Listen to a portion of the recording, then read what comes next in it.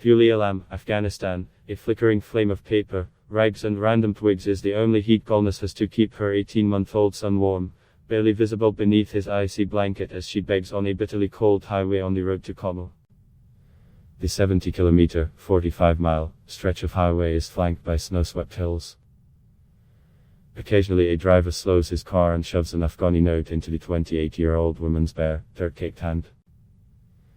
She sits for hours on the highway medium, positioned just beyond a bump in the road that slows traffic. Her 16-year-old sister, Khalida, sits nearby. Both are hidden behind encompassing blue burqas. By the end of the day, Gulnaz, who gave just the one name, says they might make 300 Afghanis, $2.85. But most days it is less.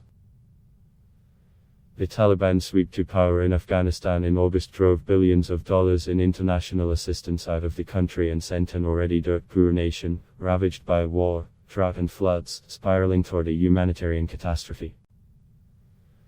But in recent weeks it is the bitter winter cold that is devastating the most vulnerable and has international aid organizations scrambling to save millions from starving or freezing because they have neither food nor fuel.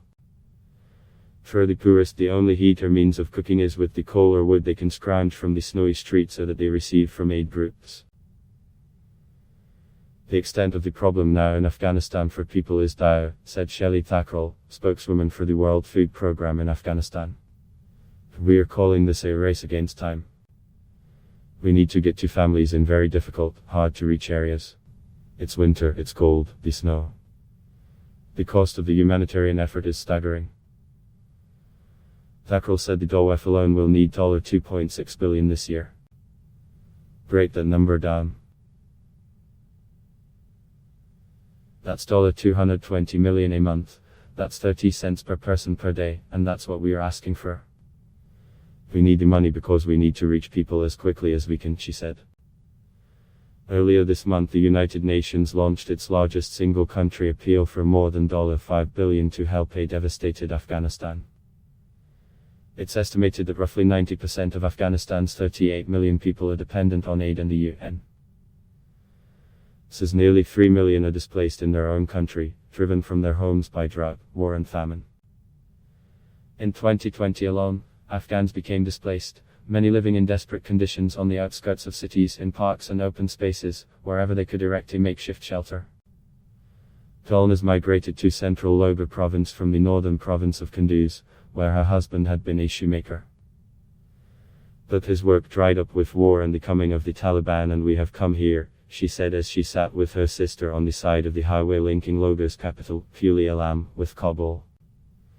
We have no heat at home, and every day, whether it is raining or snowing, we come and sit here, she said. In Puli Alam, where temperatures in January and February can drop to lows of -16 degrees Celsius, 3 degrees Fahrenheit, thousands of men and women line up in the bitter cold to collect a World Food Programme ration of flour, oil, salt and lentils. The WEF surveyed the city for the neediest, giving each a voucher to collect their rations, but word spread quickly through the snow and mud-covered streets that food was being distributed, and soon scores of men and women pushed and pleaded for rations. Fights broke out among some in the crowd, and security forces tried to cordon those without vouchers off to one side. Each day for a week this month, the WEF distributed rations to as many as 500 families a day, said Hussein Andisha, who manages the distribution. Most people in Logar province are desperate, he said. As he spoke, 4 women in burqas slipped past the men at the gate taking vouchers. None had a ration card, but they pleaded for food. One woman, who gave her name only as Sadarat, said her husband was a drug addict, a devastating problem that has mushroomed in the past 2 decades, with as many as 1 million people, or 8% of Afghanistan's population, counted as addicts. According to the UN, Afghanistan produces over tons annually of opium, the raw material used to make heroin. I don't know where he is. I have no food for my children. Please, I need something, she said.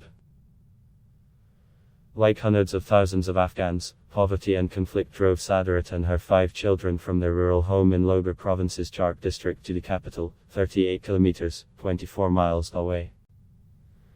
Shouting from behind Sadarat, another woman, Riza Gul, said she has 10 children and a husband who earns less than $1 a day as a laborer on the days he can find work.